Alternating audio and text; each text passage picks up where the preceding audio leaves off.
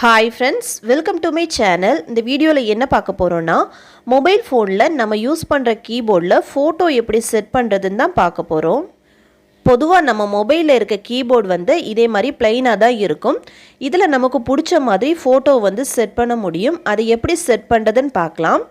Okay friends, வீடியோக்குள்ளே போகிறதுக்கு முன்னாடி ஒரு சின்ன ரிக்வெஸ்ட். இந்த வீடியோ ஃபஸ்ட் டைம் பார்க்குறீங்கன்னா மறக்காமல் சப்ஸ்கிரைப் பண்ணுங்கள். பக்கத்தில் பெல் ஐக்கான் இருக்கும், அதையும் கிளிக் பண்ணுங்கள். அதோட ஆளுங்கிற ஆப்ஷனை எனேபிள் பண்ணுங்கள். அப்போ தான் நம்ம சேனலில் போடுற ஒவ்வொரு வீடியோவோட நோட்டிஃபிகேஷனும் உங்களுக்கு மிஸ் ஆகாமல் கிடைக்கும். வாங்க வீடியோக்குள்ளே போகலாம்.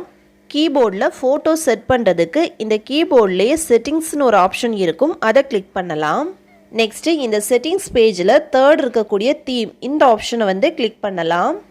நெக்ஸ்ட்டு தீம் பேஜில் மை தீம்னு இருக்கும், அதுக்கு கீழே ஒரு ப்ளஸ் சிம்பிள் இருக்கும், அதை கிளிக் பண்ணிங்கன்னா கேலரியில் இருக்கிற எல்லா ஃபோட்டோஸும் வரும்.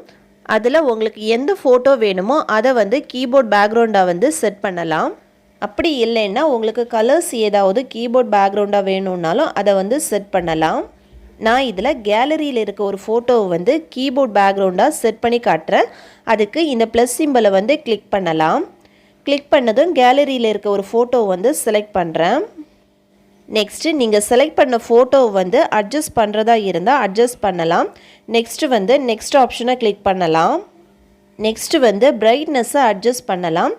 இதில் பிரைட்னஸ் வந்து நீங்கள் அதிகமாக கொடுக்கும்போது லெட்டர்ஸோட பிரைட்னஸ் வந்து கம்மியாக தெரியும். அதனால் அதுக்கேற்ற மாதிரி அட்ஜஸ்ட் பண்ணலாம். அட்ஜஸ்ட் பண்ண அப்புறமா டன் கொடுத்துக்கலாம். நெக்ஸ்ட்டு கீ பார்டர், இதை வந்து ஆன் பண்ணிங்கன்னா லெட்டர்ஸுக்கெல்லாம் பார்டர் கொடுத்த மாதிரி இருக்கும்.